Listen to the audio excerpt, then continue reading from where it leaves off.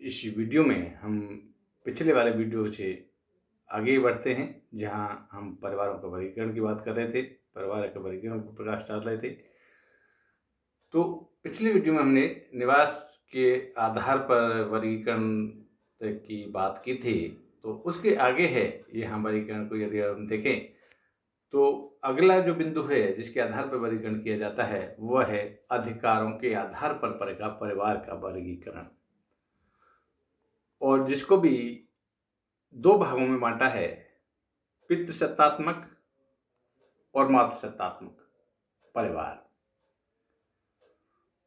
तो पितृसत्तात्मक परिवार की जहां हम बात करें तो ऐसे परिवारों में जहां तक सत्ता एवं अधिकार पिता व पुरुषों के हाथ में होते हैं, यही परिवार का नियंत्रण करते हैं।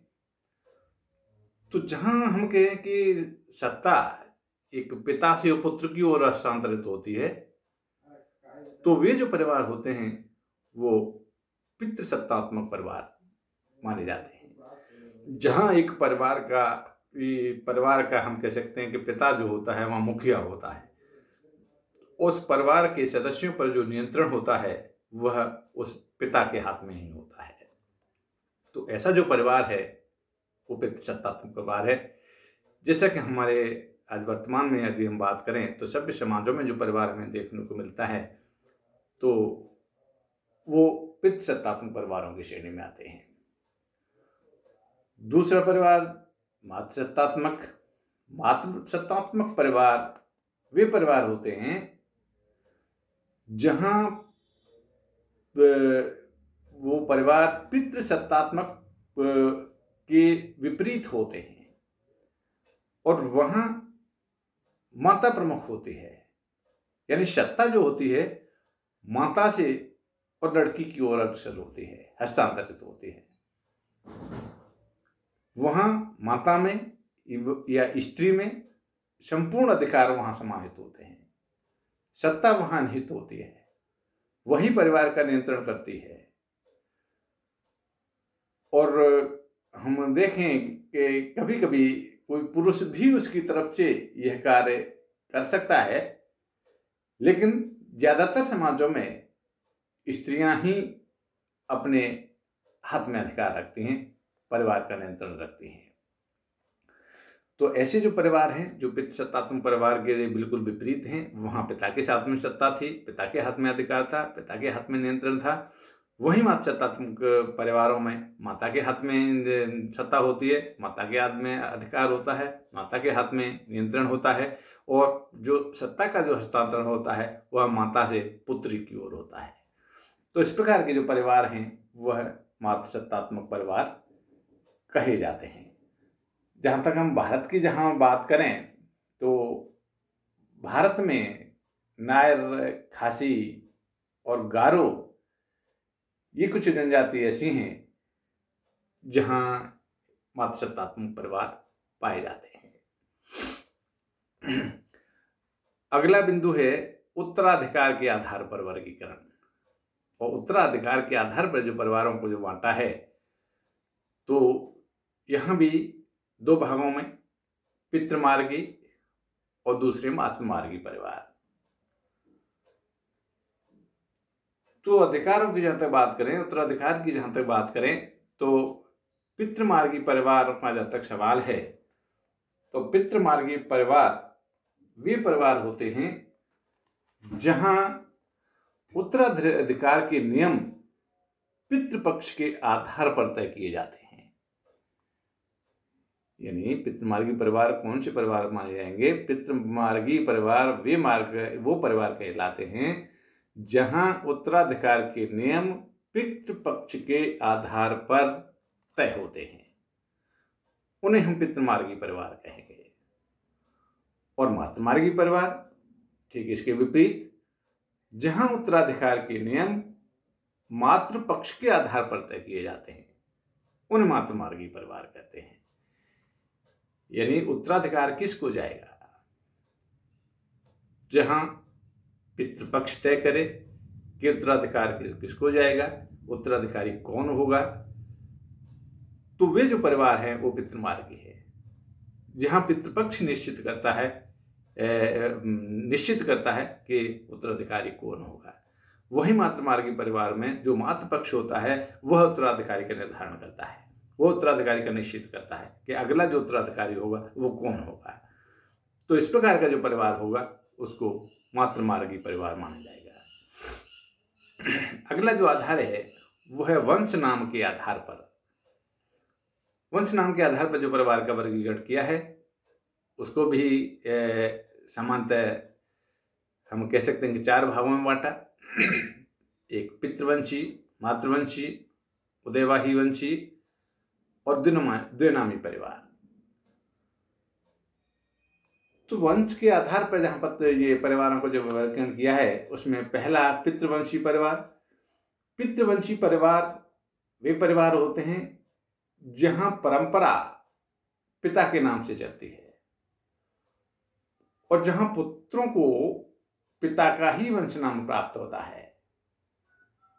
जहाँ तक हम भारत की बात करें तो हिंदुओं में जो परिवार की जो व्यवस्था हमें देखने को मिलती है वह पितृवंशी परिवार है, जहाँ पुत्रों को जो नाम दिया जाता है वह पिता के वंश से के द्वारा प्राप्त होता है, इसलिए पितृवंशी परिवार कहा जाता है। और ठीक इसके विपरीत जो परिवार और मातृवंशी जो परिवार हैं वो ठीक इसके विपरीत होते हैं। वहाँ परिवारों में जो वंश की जो परंपरा है वह माता के नाम से चलती है और माँ से पुत्रियों को वंश नाम मिलता है। और जहाँ तक हम भारत की बात करें तो मालाबार के जो नायर की जो एक जनजाति है वहाँ मातृवंशी परिवार पाए जाते हैं। तो क्लियर हुई बात कि जहाँ उन परिवारों में वंश परंपरा जो माँ के नाम से चलती है और माँ से पुत्रियों को वंश नाम मिलते हैं वो मातृवंशी परिवार हैं। जहाँ परंपरा पिता के नाम से चलती है, पुत्रों को पिता का ही वंश नाम प्राप्त होता है, वो पितृवंशी परिवार हैं।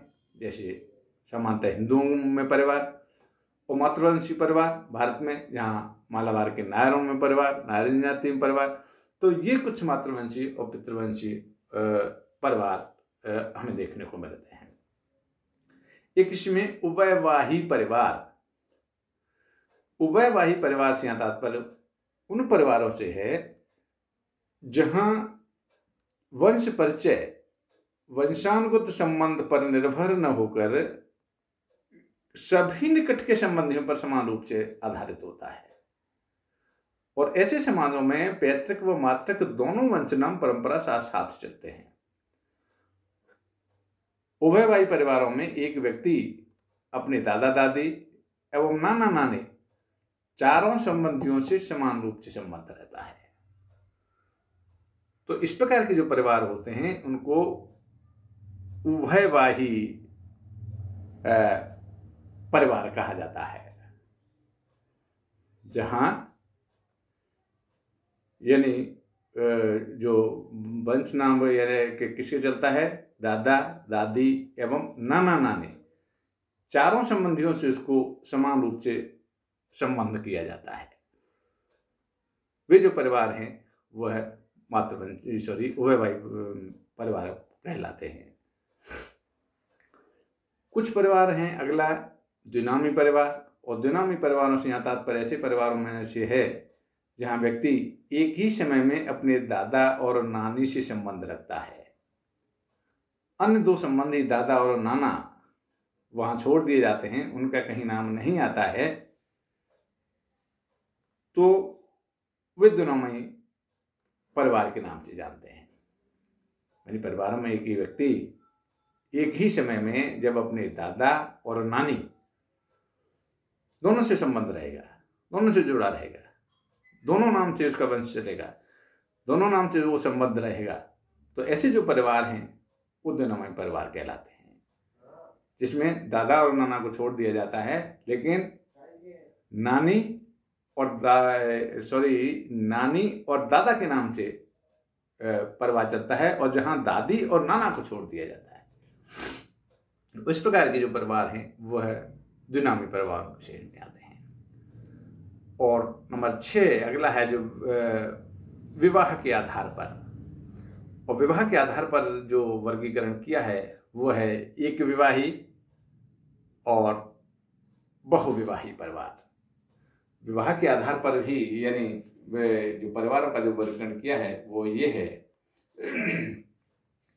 एक विवाही परिवार से तात्पर्य यहाँ ये होता है जब एक पुरुष एक स्त्री के साथ जब विवाह करता है तो वह एक विवाही परिवार कहलाता है। इसमें पति पत्नी एवं उनके विवाहित बच्चे होते हैं। एक विवाही परिवार में पुरुष को एक समय में विवाह तो एक ही स्त्री से करने दिया जाता है, लेकिन किंतु पत्नी की मृत्यु के बाद पुरुष और पुरुष की मृत्यु के बाद स्त्री पुनः विवाह कर सकते हैं। इसी प्रकार से तलाक हो जाने के बाद भी वो स्त्री व पुरुष को पुनः विवाह की स्वीकृति मिल जाती है। यानी यहाँ ये देखते हैं कि एक विवाही परिवार हम उस परिवार को कहते हैं जहाँ एक साथ एक पुरुष की एक पत्नी होती है, तो वो एक विवाही परिवार है। या एक स्त्री के एक समय में एक पति होगा तो वो एक विवाही परिवार है। मान लो कोई स्त्री विधवा हो जाती है, फिर वो दूसरा विवाह कर लेती है, तो भी वो एक विवाही के रूप में मानी जाएगी, क्योंकि एक समय में उसका एक ही पति था। और एक पति जब अपनी पत्नी के मरने के बाद में दूसरी शादी कर लेता है तो भी वो एक विवाही परिवार माना जाएगा, क्योंकि एक समय में उसके एक ही पत्नी थी। तो एक विवाही परिवार उन परिवारों को कहा जाता है जहाँ एक समय में एक पति की एक पत्नी या एक पत्नी का एक पति जब होता है। दूसरा है यहाँ बहुविवाही परिवार। बहुविवाही परिवारों में एक समय में एक से अधिक जीवन साथी जब हमें देखने को मिलते हैं तो वहाँ बहुविवाही परिवार की उनको संज्ञा दी जाती है। यानी एक ही समय में यदि एक व्यक्ति की एक से अधिक पत्नियां उसके साथ में रहती हैं तो वो बहुविवाही परिवार कहलाएगा। या एक समय में एक ही स्त्री के यदि एक से अधिक पति उसके एक साथ रहते हैं तो वह भी बहुविवाही परिवार कहलाएगा। तो विवाह के आधार पर इसका जो वर्गीकरण है वो दो भागों में, एक विवाही और बहुविवाही। एक विवाही का तात्पर्य एक समय में एक जीवन साथी, चाहे वो पत्नी है चाहे वो पति है। तो इस प्रकार का जो विवाह होगा और वो जो परिवार निर्मित होगा वो एक विवाही परिवार कहलाएगा। मरने के बाद वो दूसरा विवाह कर सकता है, लेकिन एक साथ एक समय में उसका एक ही जीवन साथी होगा, वो एक विवाही परिवार। बहुविवाही परिवार वे परिवार जहाँ एक ही साथ में अनेक उसके जीवन साथी होंगे, यानी एक पत्नी के एक से अधिक यदि पति हैं तो वो बहुविवाही परिवार। या एक पति की एक साथ एक से अधिक पत्नियां हैं तो वह भी बहुविवाही परिवार की श्रेणी में आएगा। अब इसको भी अलग अलग यानी 2-3 भागों में बांटा है, तो इसको हम अगले वीडियो में इसकी चर्चा करेंगे। आज इतना ही, धन्यवाद।